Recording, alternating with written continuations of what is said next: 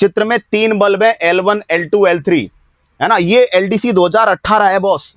आप सोचो क्या पूछ रहा है, 3 बल्ब हैं, आपसे पूछ रहा है एग्जामिनर कि 3 बल्ब हैं जिनमें आपसे पूछ रहा है क्या कि L1 L2। अब देखो L1 है, ये सीरीज के साथ, ये दोनों पैरेलल में है, L2 L3, है ना। अब एक बात समझो, I मान की धारा गई, पहले इसका प्रतिरोध R1 है, इसका प्रतिरोध R2 है और इसका प्रतिरोध R3 है, मान लिया, ठीक है। अच्छा, इससे धारा गई I, है ना, और यहां से धारा जाके ये बट गई I1 में और ये बट गई I2 में।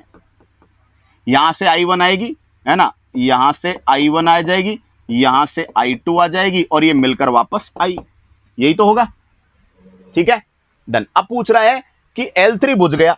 अब ये दोनों सीरीज में थे भाई, ये दोनों सॉरी पैरेलल में हैं। अब एक बात बताओ, ये I मान की जो धारा है यहां 2 भागों में बट गई थी, I1 और I2, क्लियर, ठीक है। अब ये L3 क्या हो गया, फ्यूज हो गया। अब L3 फ्यूज हो गया तो ये जो I मान की धारा है वो पूरी ही किससे गुजरेगी, अब L2 से। तो बताओ L2 से गुजरने वाली धारा की जो वैल्यू है वो क्या हो गई, बढ़ गई, है ना। तो L2 का प्रकाश क्या हो जाएगा, बढ़ जाएगा। बात समझ में आ गई यहां तक, क्लियर। क्योंकि पहले जो I मान की धारा थी वो I1 I2 में बट के L3 में जा रही थी, L3 L2 में, अब L3 हो गया फ्यूज, तो जो धारा है I वो ही किस में चली जाएगी बताओ, L2 में, ठीक है। तो पहले के कंपैरिजन में L2 है वो ज्यादा प्रकाश से चमकेगा, ये तो हो गया क्लियर।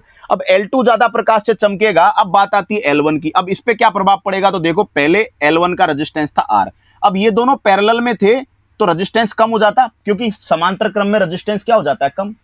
अब ये दोनों पैरेलल में जब थे तो रेजिस्टेंस क्या था, कम था, ये फ्यूज हो गया तो L1 L2 अब सीरीज में आ गए, सीरीज में आ गए तो परिपथ का टोटल रेजिस्टेंस बढ़ गया, और टोटल रेजिस्टेंस बढ़ गया तो परिपथ के अंदर जो टोटल करंट है वो थोड़ी कम होगी, तो L1 की जो चमक है वो घटेगी, क्लियर। दैट इज वाई हम एक सिंपल तौर पे समझ रहे हैं L1 का प्रकाश घटेगा और L2 का क्या होगा बताओ, बढ़ जाएगा।